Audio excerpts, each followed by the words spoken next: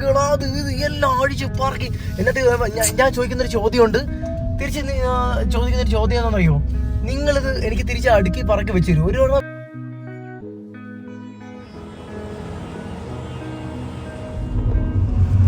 Welcome back to Electro Marine Mania. പുതിയ എപ്പിസോഡിലേക്ക് എല്ലാവർക്കും സ്വാഗതം. നമ്മളീ പോകുന്നത് അർണോൾഡ് സ്റ്റൈനിൽ നിന്നും സ്ലൊവേനിയക്കാണ്. അർണോൾഡ് സ്റ്റൈനിൽ നിന്നും ഏകദേശം 12-13 കിലോമീറ്റർ മാറിയാണ് ടി ടൈപ്പിലുള്ള ഒരു വഴി വരുന്നത്. അവിടുന്ന് റൈറ്റ് സൈഡിലേക്ക് പോകുമ്പോഴത്തേക്കാണ് നമുക്ക് സ്ലൊവേനിയയിലേക്ക് എത്താൻ പറ്റുന്നത്. കൈസർ മഹാരാജാവിൻ്റെ കാലത്ത് എന്ന് വിശേഷിപ്പിക്കപ്പെടുന്ന ഒരു കൈസറിൻ്റെ കുറേ പ്രതിമകളൊക്കെ വെച്ച ഒരു പ്രത്യേക സ്ഥലമാണിത്. സ്ലൊവേനിയയുടെ ബോർഡറാണിത്. സ്ലൊവേനിയയുടെ സ്റ്റേറ്റല്ല, നാഷണൽ ഹൈവേ പോലുള്ള ഒരു വഴിയാണിത് കേട്ടോ. അടുത്ത രാജ്യാതിർത്തിയിലേക്ക് കടക്കുന്ന ഒരു വഴിയാണിത്. രാജ്യാതിർത്തിയാണത് കൊണ്ട് തന്നെ ഇവിടെ കുറച്ച് വർക്ക് ഒക്കെ ചെയ്യാനൊക്കെ ഒരുപാട് പെയിൻറ്റിങ് കിടപ്പുണ്ട്. അത് സമ്മറിലേക്ക് ചെയ്യാൻ വേണ്ടിയിട്ടിരിക്കുന്നതാണെന്നാണ് ഇവിടുത്തുള്ള ആൾക്കാരും പറയുന്നത്. മാത്രമല്ല ഇവിടെ ആൾക്കാരുടെ താമസം വളരെ കുറവാണ്.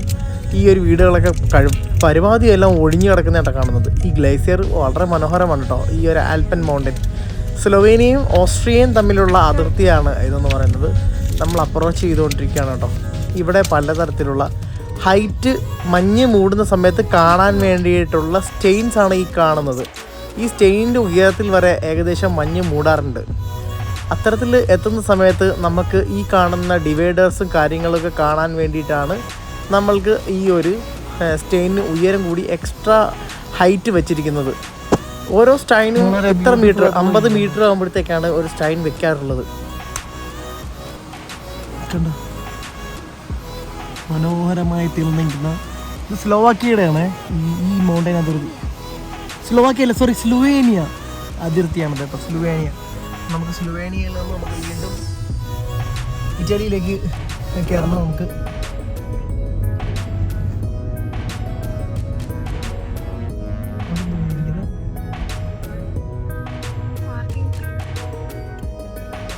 അവിടെ പ്രത്യേകത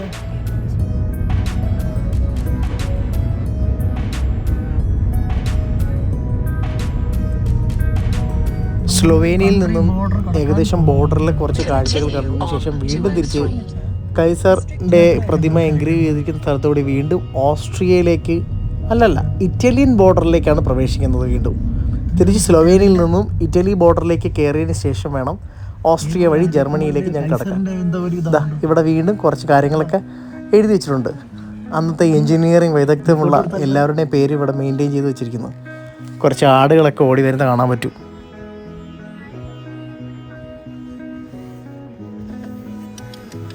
ഇന്റർനാഷണൽ ഹൈവേ കൂടിയാണ് ഇത് ട്രാൻസ്ഫർ ചെയ്യുന്നത്. ഈ ഒരു ആടുകളൊക്കെ ഓടിപ്പോകുന്നത് ബോർഡറാണ്. മേളിൽ കയറി ഉടനെ ഇറ്റലി ബോർഡർ. ഇതങ്ങോട്ട് കയറി ചെല്ലുന്ന ഉടനെ ഇറ്റാലിയൻ്റെ ബോർഡർ കാണാൻ പറ്റും നമുക്ക്. അതങ്ങോട്ട് കഴിഞ്ഞ ഉടനെ രാജ്യങ്ങൾ തമ്മിലുള്ള അതിർത്തിയാണ്. അതായത് സ്ലൊവേനിയ എന്ന് പറയുന്ന രാജ്യത്ത് നിന്ന് ഇറ്റലി എന്ന് പറഞ്ഞ ഇത് കയറുമ്പോൾ തന്നെ ഇവിടെ എത്ര സ്പീഡ് പാലിക്കണമെന്നും ഇവിടെ എന്തൊക്കെ നിയമങ്ങളാണ് പാലിക്കപ്പെടേണ്ടതെന്നും ഒക്കെ എഴുതി ഇതാ കാണുന്നു. യൂറോപ്യൻ യൂണിയൻ്റെ ഇറ്റാലിയൻ ബോർഡ് 150 മീറ്റർ കൊടുത്തിരിക്കുന്നു. ഇനി അങ്ങോട്ട് കയറുമ്പോൾ തന്നെ ഇറ്റലിയിൽ പാലിക്കപ്പെട്ടിട്ടുള്ള ബോർഡർ സയൻസുകളും കാര്യങ്ങളെല്ലാം നമ്മൾ പഠിച്ച് മനസ്സിലാക്കിയിട്ട് വേണം ഉള്ളിലേക്ക് പോകാൻ. അതിന് വേണ്ട മിനിമം ബോർഡേഴ്സ് കാര്യങ്ങളൊക്കെ അവിടെ കൊടുത്തിട്ടുണ്ട്.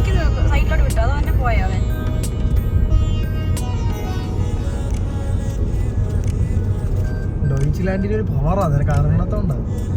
ഡോയിച്ച്ലാൻഡിന്റെ വണ്ടിയേ കേട്ടതല്ലേ, ഡോയിച്ച്ലാൻഡിന്റെ വണ്ടിയേ എവിടെ ചെന്നാലും പവറാന്നാ പറഞ്ഞത്. സത്യം പറഞ്ഞു. ആ നമ്പർ ഇതില് ഫ്രാൻസോ അല്ലെങ്കിൽ വേറെ ഏതെങ്കിലും വണ്ടിയാണെങ്കിൽ പോലും ഒരു കുറച്ചുകൂടി ചെക്ക് ചെയ്തിട്ടൊക്കെ എടുത്തു. പക്ഷെ ഡോയിച്ച്ലാൻഡിന്റെ വണ്ടിയുടെ നമ്പർ ബോർഡ് എന്ന് പറയുന്നത് ഈ യൂറോപ്യൻ യൂണിയനിൽ ഭയങ്കര വളരെ ഇങ്ങോട്ടേക്ക്. എനിക്ക് ഇത് വീഡിയോ തന്നെ പറയണം സാലി കേട്ടോ. എനിക്ക് വളരെയധികം, അതായത് നമ്മളിപ്പോൾ സ്ലൊവേനിയ അപ്പുറത്തെ രാജ്യത്ത് നിന്ന് ഇപ്പുറത്തെ രാജ്യത്തേക്ക് വന്നപ്പോൾ ബോർഡർ സെക്യൂരിറ്റി ഫോഴ്സ് ആണ്. ബോർഡർ സെക്യൂരിറ്റി ഫോഴ്സായ പോലീസിയ, അതായത് ഇറ്റാലിയൻ പോലീസിയാണ് ചെക്ക് ചെയ്തത്. ജസ്റ്റ് വണ്ടിയെല്ലാം ചെക്ക് ചെയ്തു. ജസ്റ്റ് എങ്ങനെ മീൻസ് ഗ്ലാസ് എല്ലാം താത്തിയിട്ട് കുഞ്ഞുണ്ട് വെക്കോ പ്രശ്നമൊന്നുമില്ല, നിർത്തണം വെക്കോ എന്ന് പറഞ്ഞു. എന്നിട്ട് ഞാൻ ജസ്റ്റ് ഗ്ലാസ് താത്തി കൊടുത്തു.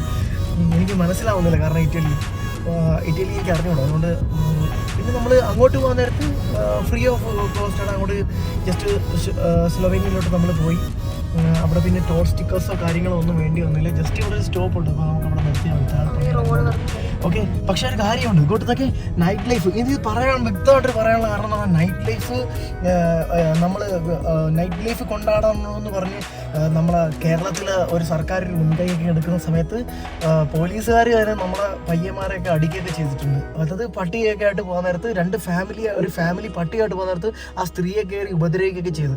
എന്തൊരു നാടെന്ന് പറഞ്ഞാൽ ഞാൻ ഇത് ചോദിക്കുക ഈ സമയത്ത്. എന്താ കാരണം എന്ന് വെച്ച് കഴിഞ്ഞാൽ ഇതേപോലെ ഒരു ബോർഡർ നമ്മളെന്ന് പറയുന്നത് ഇന്ത്യയാണ്, റിപ്പബ്ലിക് ഓഫ് ഇന്ത്യയാണ്, റിപ്പബ്ലിക് ഓഫ് ഡോയ്ച്ച്ലാൻഡ് പോലെ റിപ്പബ്ലിക് ഓഫ് ഇന്ത്യ. അതെന്ന് പറയുന്നത് ജനകീയ രാജ്യമാണ്, ഈ ജനാധിപത്യ രാജ്യമാണ്. ജനാധിപത്യ രാജ്യത്തെന്ന് പറയുന്നത് ജനങ്ങൾക്കാണ് മുൻഗണന.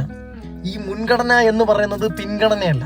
ഇപ്പൊ അവിടെ കാണിച്ചു കൂട്ടുന്ന എല്ലാം തോന്നിയോ ഇത് കണക്ക് നമുക്കൊരു കൺട്രി ബോർഡർ കിടക്കുന്ന കണക്ക് നമ്മുടെ നാട്ടിൽ ഒരു സ്റ്റേറ്റ് അടുത്ത സ്റ്റേറ്റിലോട്ട് പോകാനായിട്ട് പോകുമ്പോഴത്തേക്ക് ചെക്ക് പോസ്റ്റ്, ശരി ചെക്ക് പോസ്റ്റ് ചെയ്തോ, നിങ്ങൾ സ്കാനിങ്ങോ സ്കാനറോ എന്താ വെച്ചാൽ ചെയ്തോ, പക്ഷെങ്കിൽ ഒരുപാട് ബുദ്ധിമുട്ടിക്കുന്നതാണ് ജനങ്ങൾ. ഞാൻ ഒരു സമയത്ത് ഞാനെപ്പോഴും മിക്കവാറും എൻ്റെ ട്രീറ്റ്മെന്റിന്റെ ഭാഗമായിട്ട് ഞാൻ തമിഴ്നാട്ടിന്, അതായത് നമ്മുടെ അരവിന്ദ് ഐ ഹോസ്പിറ്റലിൽ മധുരയിൽ പോകുന്ന സമയത്ത് ഇതേപോലെ എപ്പോഴും പോലീസുകാർ ഇങ്ങനെ പിടിച്ചു നിർത്തിയിട്ട് നമ്മുടെ ബാഗുകൾ അത് ഇത് എല്ലാം അഴിച്ച് പറക്കി. എന്നിട്ട് ഞാൻ ചോദിക്കുന്നൊരു ചോദ്യമുണ്ട്, ചോദിക്കുന്നൊരു ചോദ്യം എന്താണെന്നറിയോ, നിങ്ങളിത് എനിക്ക് തിരിച്ച് അടുക്കി പറക്കി വെച്ചു തരും. ഒരു ബൈക്കിൽ ഇത് കണക്കായിരുന്നു. പക്ഷെ നിങ്ങൾ വേറെ എന്തെങ്കിലും ഡിറ്റക്ടറോ എന്തെങ്കിലും കാര്യങ്ങൾ കുറച്ചുകൂടി അഡ്വാൻസ് ആവും, കുഴപ്പമില്ല. ഇപ്പൊ ഒരുപാട് ക്യാമറ.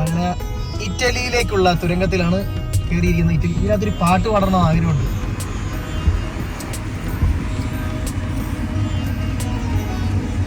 ഉയിരേ ഉയിരേ வந்து என்னோடு கலந்து விடு, நினைவே நினைவே வந்து என்னோடு கலந்து விடு, காதல் இரண்டாய் மண்ணை என்னோடு கலந்து விடு, காலம்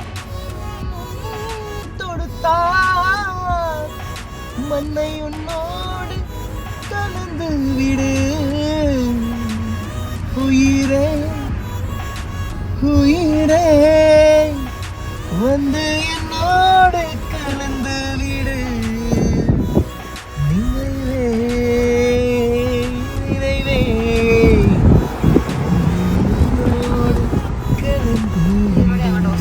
നേരത്തെ നമുക്ക് ഇറ്റാലിയൻ ബോർഡർ അവിടുത്തെ സീക്രട്ടും സെക്യൂരിറ്റി സർവീസസും അവിടെ വളരെ ഈസി ആയിട്ട് കടന്നുപോയി. വളരെ മാന്യമായിട്ട് സ്കാനിങ്ങും ചെക്കിങ്ങും ഒക്കെ ഈസി ആയിട്ട് വെരി ഫാസ്റ്റ് ആയിട്ട് വിത്തിൻ സെക്കൻഡ്സിലാണ് അവിടെ കടന്നുപോയത്. ഇനി നമ്മൾ ഓസ്ട്രിയൻ ബോർഡറാണ് അപ്രോച്ച് ചെയ്യാൻ പോകുന്നത്. സ്ലോവേനിയയിൽ ഒന്ന് കയറി കാണുന്നുണ്ടായിരുന്നു. അപ്പോൾ അവിടെ ടോൾസൊന്നും നമ്മൾ എടുത്തിട്ടില്ല. അത് കാരണം ടോൾ ഫ്രീ ആയിട്ടുള്ള റോഡ്സിൽ നമ്മളൊന്ന് ഓടിച്ച് നോക്കിയതിന് ശേഷം വീണ്ടും നമ്മൾ അകത്തോട്ട് കയറിയാണ്. വീണ്ടും ഇറ്റലിയിൽ കയറി. ഇറ്റലി കയറുന്നിടത്ത് ബോർഡർ ചെക്ക് ഉണ്ടായിരുന്നു. വളരെ മാന്യമായിട്ട് വളരെ നൈസായിട്ട് കുഞ്ഞുങ്ങളുണ്ടെങ്കിൽ അതിൻ്റെ രീതിയിൽ അവരെ ഒന്ന് ബുദ്ധിമുട്ടിക്കരുത് എന്ന് അവരുടെ സീനിയർ ഓഫീസറാണ് നിർദ്ദേശം കൊടുക്കുന്നുണ്ട്. നമ്മുടെ നാട്ടിലെ നൈറ്റ് ലൈഫ് എതിർക്കുന്നവർക്ക് ഇത് കാണേണ്ടിയിരിക്കുന്നു. ഞാനിപ്പോൾ 2 മാപ്പാണ് ഉപയോഗിക്കുന്നത്. ഒന്ന് Toyota map is one of the best map in the world. Number 2 ഇത് ഗാർമിൻ്റെ സാറ്റലൈറ്റ് മാപ്പാണ് ഉപയോഗിക്കുന്നത്. ഇതും ഗാർമിനുമാണ് കുറേ കമ്പനികൾക്ക് സാറ്റലൈറ്റ് മാപ്പ് നാവിഗേഷനൊക്കെ പ്രൊവൈഡ് ചെയ്യുന്നത്. ഷിപ്പിംഗ് ഇൻഡസ്ട്രിയിലാണെങ്കിലും, അതായത് മാരിടൈം ഇൻഡസ്ട്രിയിലാണെങ്കിലും, ഏവിയേഷൻ ഇൻഡസ്ട്രിയിലാണെങ്കിലും ഗാർമിനാണ് ഏറ്റവും കൂടുതൽ ഉപയോഗിക്കുന്നത്. അതൊക്കെ പോട്ടെ, ഒരാൾ ബാക്കി ഇരുന്ന് കഴിക്കുന്ന കാണുമ്പോൾ അതെന്താണെന്നറിയണ്ടേ, ചിപ്സാണ്. ഇറ്റലിന്ന് ചിപ്സ് ഇങ്ങനെ തല പുറത്തിട്ട് ആവാനും ചിപ്സ് കഴിക്കണം. ജീവിതത്തിൽ നമ്മൾ ഒരിക്കലെങ്കിലും കണ്ടിരിക്കേണ്ടിട്ടുള്ള ഒരു ഏരിയ ആണ് ഓസ്ട്രിയ എന്ന് പറഞ്ഞത്. ഓസ്ട്രിയ ഹോൾസ്റ്റാട്ടൊക്കെ വളരെ മനോഹരമാണ്. അതെല്ലാം ഒരിക്കലെങ്കിലും ജീവിതത്തിൽ കണ്ടിരിക്കേണ്ട ഒരു ഇടമാണ് കേട്ടോ ജീവിതത്തിൽ. ഇത് മിലിറ്ററി ബ്രിഡ്ജ് കേട്ടോ. 20 ടൺ വരെയുള്ള ഭാരമുള്ള വെഹിക്കിളിന് കടന്നു പോകാൻ പറ്റുന്ന രീതിയിലുള്ള ഒരു മിലിറ്ററി ബ്രിഡ്ജാണ് കേട്ടോ. 10 കിലോമീറ്റർ വേഗത്തിൽ കടന്നു പോകുന്നു മാത്രം. വീണ്ടും ഇറ്റലിയിലാണ് നമ്മളുള്ളത്. അപ്പോൾ അത് ഏറ്റവും ഓസ്ട്രിയ 5.2 കിലോമീറ്ററിൽ ഏറ്റവും ഓസ്ട്രിയയിലോട്ട് കടക്കും നമ്മൾ വീണ്ടും. ഓക്കെ,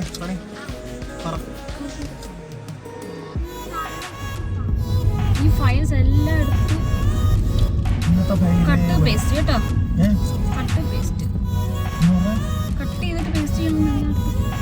കോപ്പി ചെയ്യാൻ നിൽക്കണ്ട കേട്ടോ.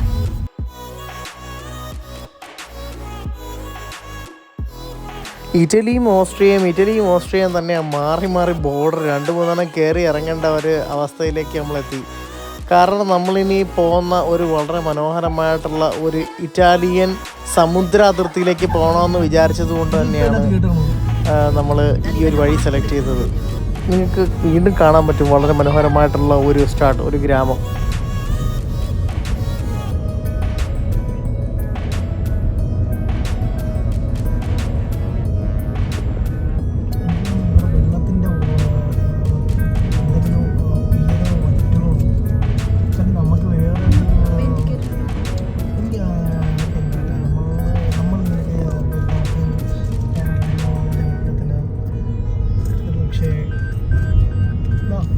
ചിലപ്പോൾ നിർത്തത്തൊന്നുമില്ലായിരിക്കും, എല്ലാവരും അടിച്ചു വിട്ടങ്ങ് പോകത്തുള്ളൂ. നമ്മൾ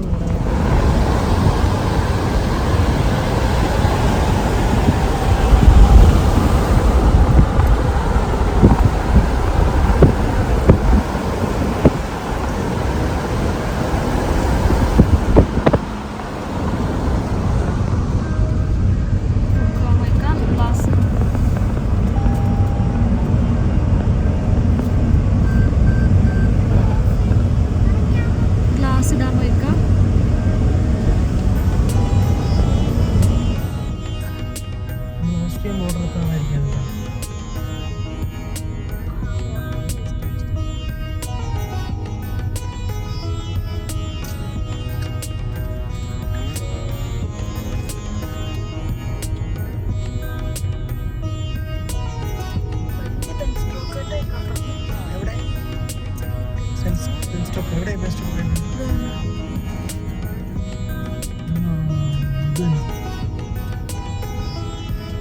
അത് മുകളിലുള്ള റിസർവറിൽ നിന്ന് താഴോട്ട് കൊണ്ടുവരുന്ന ടെലിസ്കോപ്പാണ്. അതിന്റെ സർജി ടാങ്ക് എവിടെ ആയിരിക്കും? ഇതൊക്കെ പണിയാൻ മനുഷ്യന് കഴിവുണ്ടല്ലേ. അറി വെള്ള റോഡ് കണ്ടോ നൈറ്റ് ഡ്രൈവ് ചെയ്യാനൊക്കെ ഭയങ്കര ഈസി ആയിരിക്കും. നനയുമ്പോഴാണെങ്കിൽ ഇപ്പോൾ ഈ നരച്ച് കിടക്കുന്നുണ്ടോ റോഡ്. ഇത് നല്ല രസമായി ഇതിനകത്തൊരു വണ്ടി ഓടിക്കാൻ. നല്ല കറുത്ത് കിടക്കുന്ന റോഡാണ്.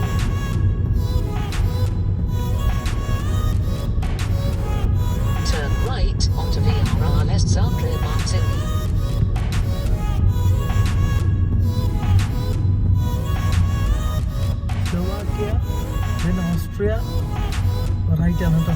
ഇവിടെ കൊടുത്തിരിക്കുന്നത് റൈറ്റ് പോകാനാണ് പറഞ്ഞേക്കുന്നത്. നമ്മൾക്ക് ഇവിടെ 216 കിലോമീറ്റർ, ഇവിടെ 213 കിലോമീറ്റർ. എന്താണ്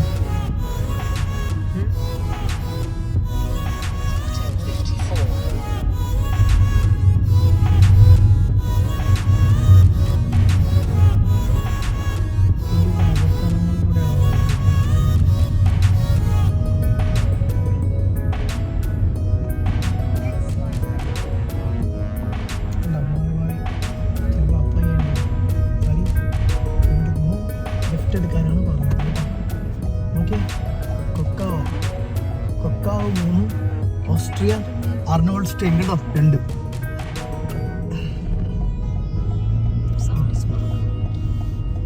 സാൽസ്ബർഗ് ഓസ്ട്രിയ അല്ലേ.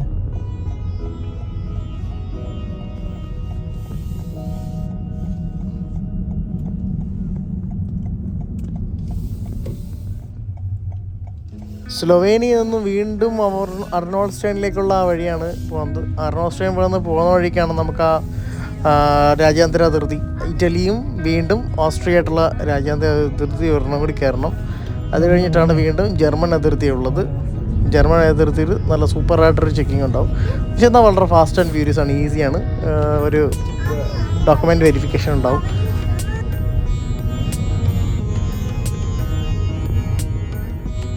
അയ്യോ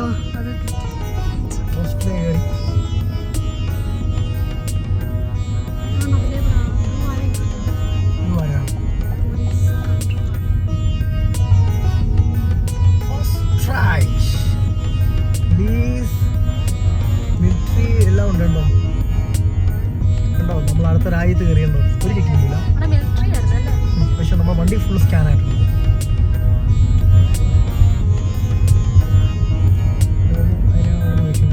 റൂൾസ് വായിക്കാൻ പറ്റുമോ?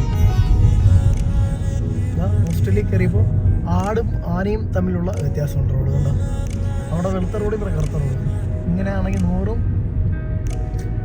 120 അല്ലേ? ഓട്ടോബാനില്ല 130.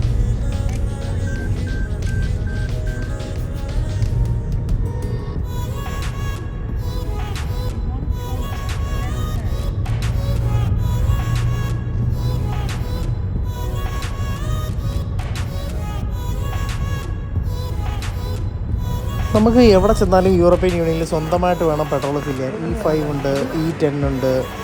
അതുപോലെ തന്നെ E5ൽ 2 ടൈപ്പിൽ ഒക്ടേൻ ഉണ്ട്. ഏകദേശം 98 ഒക്ടേൻ ഉണ്ട്, 100 ബ്ലൈ ഫ്രൈ പെട്രോൾ ഉണ്ട്, പിന്നെ 95 ഒക്ടേൻ ഉണ്ട്. ഇതിന് 98 ഒക്ടേൻ വേണം, കാരണം നല്ല ഹൈ കംപ്രഷൻ എഞ്ചിൻ ആയതുകൊണ്ട്. മാത്രമല്ല നമുക്ക് നല്ല എല്ലാവിധമായ സർവീസ് പ്രൊവൈഡ് ചെയ്യുന്നുണ്ട്. അതായത് നമുക്ക് ഗ്ലാസ്സൊക്കെ ക്ലീൻ ചെയ്യാൻ വേണ്ടിയിട്ടുള്ള സൊല്യൂഷൻസ്, കാര്യങ്ങൾ, വാട്ടറൊക്കെ ഫില്ല് ചെയ്യാനുള്ള എല്ലാ സൊല്യൂഷനും കാര്യങ്ങളും, അത്യാവശ്യം ഗ്ലാസ്, ഹെഡ്ലൈറ്റ്, മിറേഴ്സ് എല്ലാം ക്ലീൻ ചെയ്യാൻ വേണ്ടിയിട്ടുള്ള സൗകര്യങ്ങളുണ്ട്. എല്ലാം നമുക്ക് സ്വന്തമായിട്ട് വേണം ചെയ്യാൻ. കോഫിയൊക്കെ കിട്ടും നല്ല സൂപ്പറായിട്ട്. ഇത് ബ്രിട്ടീഷ് പെട്രോളിയത്തിൻ്റെ ഔട്ട്ലെറ്റാണ്.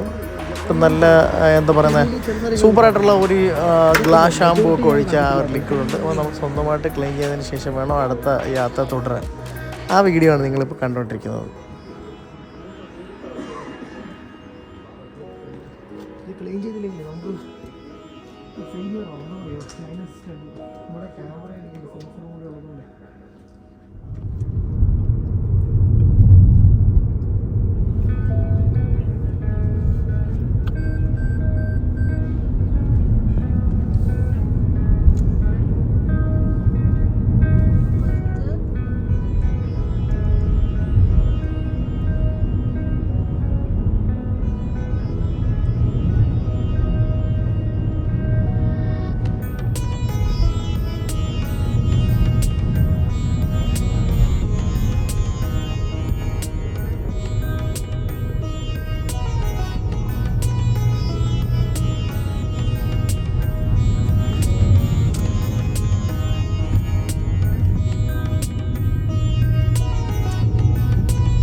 വീണ്ടും നമുക്ക് അടുത്ത എപ്പിസോഡിൽ വീണ്ടും കാണാം. ജർമ്മനിയിലേക്കുള്ള യാത്രയുടെ തുടർച്ച ഭാഗം 3.